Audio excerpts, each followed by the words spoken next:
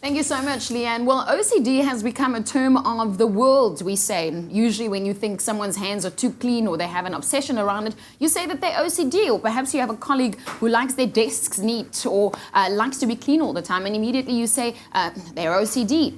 OCD, though, is a distressing and sometimes lifelong psychiatric illness. So this morning we are going to talk about it, also how it disrupts our life, when to identify it, and what it really is. So here with us this morning, Dr. Eileen Thomas. She is a psychiatrist at the Expresso clinic in Milnerton. Doctor, welcome to the show. Good morning, Donna. We want to talk about this because, as I said, it's a term that's loosely used by people when you see someone who's using the water to, or you folding, or you counting, or the obsession in the medical sense. What is OCD?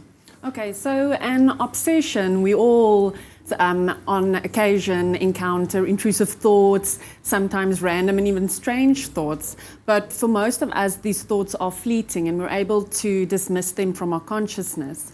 An obsession in the medical sense refers to either a thought, an image, or an urge that a person experiences recurrently and persistently and causes them a lot of distress and impairment. Okay, so when we think of compulsive behavior, because we want to put the two together, what are we talking about?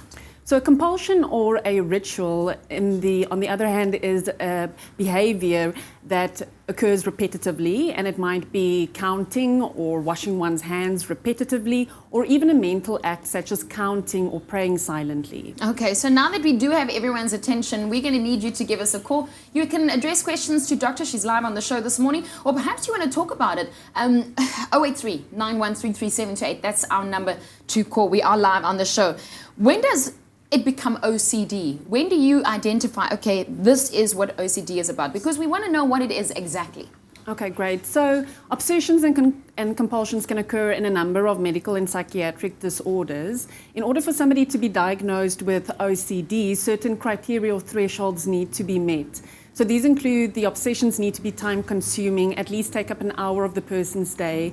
They are non-pleasurable, they're unwanted, so they literally intrude in the person's life.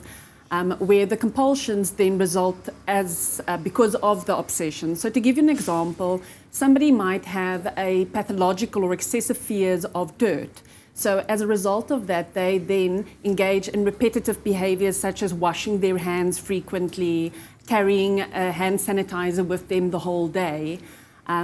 For OCD to be diagnosed as well, the obsessions and the compulsions cannot be due to a medical condition or substance use, and they must cause impairment in all spheres of the person's life.